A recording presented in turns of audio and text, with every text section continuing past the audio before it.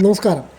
തിരുവനന്തപുരം ജില്ലയിലെ നെടുമങ്ങാട് താലൂക്കിലെ അരുവിക്കര ഗ്രാമപഞ്ചായത്തിൽ വരുന്ന മൈലം വാർഡിലെ മഹാദേവ ക്ഷേത്രത്തിലാണ് ധർമ്മക്ഷേത്രയുടെ ഇന്നത്തെ പ്രദർശനം. ഇവിടെ ഏറ്റവും വലിയ ഒരു ഉത്സവം നടന്നു വരികയാണ്. അതായത് തിരുവാതിര മഹോത്സവവും കാവടി അഭിഷേകത്തിലുള്ള ഒരുക്കങ്ങൾ നടന്നു വരികയാണ്. അതിനിടയിൽ ഈ കാവടി സ്വാമിമാർക്ക് ഈശ്വര അനുഗ്രഹം വരുന്ന ഒരു കാഴ്ചയാണ് നാം ആദ്യം കണ്ടത്. ഇവിടെ ഏറ്റവും വലിയ അത്ഭുത കാഴ്ചയും അതുതന്നെയാണ്. അതായത് പ്രധാന ശ്രീകോവിലിൽ ദീപാരാധന തുടങ്ങുമ്പോൾ തന്നെ ദേവൻ്റെയും മൂർത്തികളുടെയും ഒക്കെ അനുഗ്രഹം കാവടി സ്വാമികളിലേക്ക് പകർന്നു കിട്ടുന്നു എന്നതാണ് ഇവിടുത്തെ പ്രത്യേകത.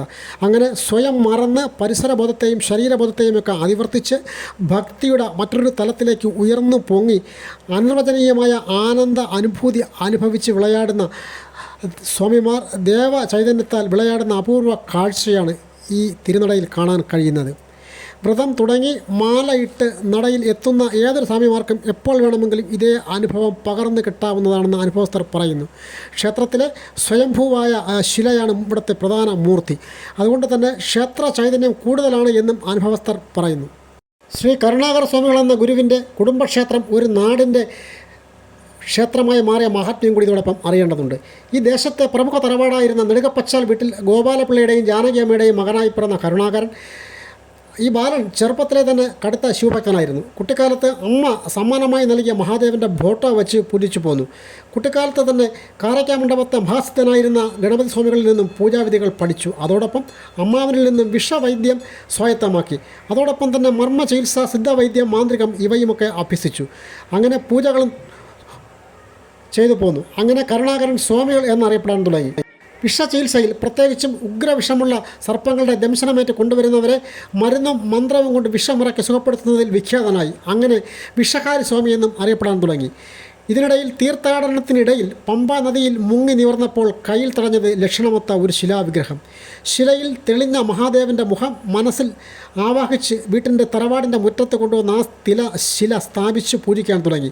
പൂജാവിധികളിൽ നിശ്ചയമുണ്ടായിരുന്ന സ്വാമികൾ ഈ ശിലയുടെ ചൈതന്യം അനുദിനം വർദ്ധിച്ചു വരുന്നതായി കണ്ട് അതിവിടെ നിന്ന് മാറ്റി ഉചിതമായ സ്ഥാനത്തേക്ക് മാറ്റി ആലയം പണിഞ്ഞ് ക്ഷേത്രമാക്കി. ശ്രമത്തോടൊപ്പം തന്നെ പൂജാവിധികൾ മുടക്കം വരാതിരിക്കാൻ മകനായ ജയപ്രകാശിനെയും പൂജാവിധികൾ പഠിപ്പിച്ചു.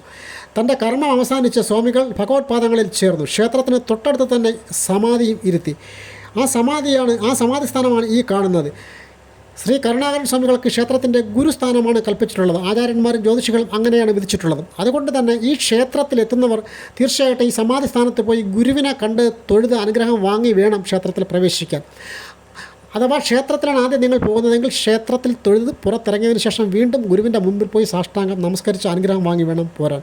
എങ്കിൽ മാത്രമേ ഈ ദർശനം പൂർണ്ണമാവുകയുള്ളൂ. ക്ഷേത്രത്തിൻ്റെ ഭരണം നടത്തുന്നത് ഒരു പൊതു ട്രസ്റ്റാണ്. ഒരു കുടുംബക്ഷേത്രം അങ്ങനെ നാട്ടുകാരുടെ പൊതു ട്രസ്റ്റായി പൊതുക്ഷേത്രമായി ഈ ദേശത്തിൻ്റെ മുഴുവൻ ക്ഷേത്രമായി മാറിയ ചരിത്രം ഇതാണ്. ഇവിടുത്തെ ഏറ്റവും വലിയ ആഘോഷമാണ് കാവടി ആഘോഷം, കാവടി സമർപ്പണം. കാവടി ഗുരുസ്വാമി ചെന്തിട്ട ശ്രീ രാജേഷ് ഗുരുക്കളാണ്. പമ്പാ നദിയിൽ നിന്നും കരുണാകര ഗുരു കണ്ടെടുത്ത ശിലാവിഗ്രഹം തന്നെയാണ് ദേവി പാർവതിയോടൊപ്പം ഇപ്പോഴും ക്ഷേത്രത്തിൽ പൂജിക്കുന്നത്. അതുകൂടാതെ ക്ഷേത്രത്തോട് ചേർന്ന് ക്ഷേത്രത്തിന് തൊട്ട് മുന്നിൽ കാവലായി ഗണപതി ഭഗവാനും സരസ്വതി ദേവിയും ഒരു ഭാഗത്തും മറുഭാഗത്ത് സുബ്രഹ്മണ്യ സ്വാമിയുമുണ്ട്. ഇതുകൂടാതെ വനശാസ്താവ്, നാഗർ, യക്ഷിയമ്മ എന്നിവരുടെ ആലയങ്ങളുമുണ്ട്. ക്ഷേത്രത്തിനകത്ത് പ്രധാന ദേവനോടൊപ്പം തന്നെ മന്ത്രമൂർത്തി, യോഗീശ്വരൻ, അഗസ്ത്യർ എന്നീ മൂർത്തികളും സ്ഥിതി ചെയ്യുന്നു. ക്ഷേത്രത്തിന് തൊട്ട് മുന്നിൽ മഹാദേവൻ അഭിമുഖമായി നന്ദികേശൻ സദാ ജാഗരൂകനായി ഇരിപ്പുണ്ട്.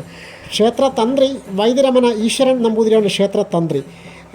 ശംഖുമുഖം ദേവിദാസനാണ് ക്ഷേത്ര ജ്യോത്സ്യൻ. ക്ഷേത്ര മേൽശാന്തി മോഹനൻ പോറ്റി, നാരായണമഠം വലിയശാല. ഈ ഉത്സവത്തോടനുബന്ധിച്ചുള്ള കാവടി അഭിഷേകം ഈ വരുന്ന 13-ാം തീയതിയാണ്. 13/1/2025 തിങ്കളാഴ്ച വൈകുന്നേരമാണ് കാവടി അഭിഷേകം. അഗ്നിക്കാവടി അഭിഷേകത്തോടു കൂടിയാണ് കാവടി അഭിഷേകം സമാപിക്കുന്നത്. ഈ ക്ഷേത്രം തിരുവനന്തപുരത്ത് നെടുമങ്ങാട് താലൂക്കിൽ അരുവിക്കര പഞ്ചായത്തിൽ മൈലത്താണ്. മൈലം വാർഡിലാണ്. ഈ പഞ്ചായത്തിലെ തന്നെ കാവടി നടക്കുന്ന ഏക ക്ഷേത്രം ഇതാണ് എന്നാണ് അറിയുന്നത്. സമീപത്തെ മറ്റ് സ്ഥലങ്ങളിലൊന്നും തന്നെ കാവടി അഭിഷേകമുള്ള ക്ഷേത്രം മറ്റ് പഞ്ചായത്തുകളിലേ ഉള്ളൂ. അതുകൊണ്ട് തന്നെ ക്ഷേത്ര ട്രസ്റ്റ് എല്ലാവരെയും ഈ ഉത്സവത്തിൽ പങ്കാളികളാവാൻ സ്വാഗതം ചെയ്യുന്നു. ഇത്തവണ കാവടി സ്വാമിമാർ ധാരാളം കൂടുതലാണ്. ഇവിടുത്തെ കാഴ്ചകൾ ഇതാണ്. കാവടി സ്വാമിമാർക്ക് അനുഗ്രഹം വന്ന് അവരിങ്ങനെ ആനന്ദത്തിൽ ആറാടുന്ന കാഴ്ച അനിർവചനീയമാണ്. ക്ഷേത്രത്തിൽ ദീപാരാധനയ്ക്കുള്ള സമയം ആയിരിക്കും.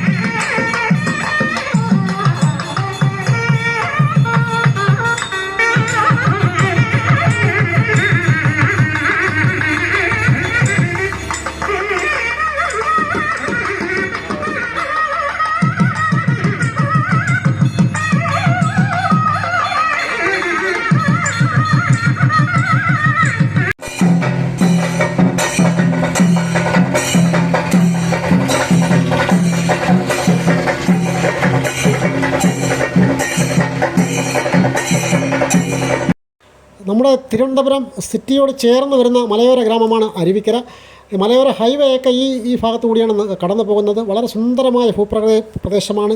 ഗ്രാമത്തിൻ്റെ മുഴുവൻ ഐശ്വര്യമാണ് ഈ ക്ഷേത്രം. ഇരുഭാഗത്തും വലിയ കൂറ്റൻ മലനിരകളാണ്. അതിൻ്റെ ഇടയ്ക്കാണ് ഈ ക്ഷേത്രം സ്ഥിതി ചെയ്യുന്നത്. കാഴ്ചയ്ക്കും വളരെ ഭംഗിയാണ്. ഈ ഭൂപ്രദേശം മുഴുവൻ കാഴ്ചയ്ക്ക് വളരെ ഭംഗിയാണ്. അതുകൊണ്ട് തന്നെ ക്ഷേത്രത്തിലേക്ക് എത്തേണ്ടവർക്ക് ക്ഷേത്രത്തിലേക്ക് വരുന്നതിനുള്ള വഴി ചോദിച്ചറിയുന്നതിന് വേണ്ടിയിട്ട് ഞങ്ങൾ ഈ ക്ഷേത്രത്തിൻ്റെ ഭാരവാഹികളുടെ ഫോൺ നമ്പർ ഇതിൻ്റെ ടൈറ്റിൽ കൊടുക്കുന്നുണ്ട്. ആവശ്യമുള്ളവർക്ക് ആ ഫോൺ നമ്പറിൽ വിളിച്ചു കഴിഞ്ഞാൽ കൃത്യമായിട്ട് വഴി ക്ഷേത്ര ഭാരവാഹികൾ പറഞ്ഞു തരും. ക്ഷേത്രത്തിൽ എത്താവുന്നതാണ്. കാവടി അഭിഷേകത്തിന് തീർച്ചയായിട്ടും കൂടുതൽ പേർക്ക് എത്താനുള്ള സൗകര്യത്തിന് അനുസരിച്ച് KSRTCയുടെ സർവീസൊക്കെ ഇവിടെ ഉണ്ട്. ക്ഷേത്രനട വരെ ഉണ്ട്. ക്ഷേത്രനട കഴിഞ്ഞു പോകുന്ന ബസ്സുമുണ്ട്. വാഹന സൗകര്യമുണ്ട്. കാറിലും ഇരുചക്ര വാഹനങ്ങൾ വരുന്നവർക്ക് വാഹനം പാർക്ക് ചെയ്യുന്നതിനുള്ള വിശാലമായ സൗകര്യമുണ്ട്. അതോടൊപ്പം തന്നെ ഉത്സവത്തോടനുബന്ധിച്ച് അന്നദാന സദ്യയുണ്ട്. അതുകൊണ്ട് തന്നെ മഹാദേവനും ദേവിയും ഒരുമിച്ചുള്ള, സുബ്രഹ്മണ്യ സ്വാമിയും ഗണപതി ഭഗവാനും ഒരുമിച്ചുള്ള മറ്റു മൂർത്തികളെല്ലാമുള്ള ഈ അമ്പലത്തിലേക്ക് വന്ന് തൊഴുതു പോവുക എന്നുള്ളത് ഏവർക്കും അനുഗ്രഹം കിട്ടുന്ന ഒരു കാര്യം തന്നെയാണ്.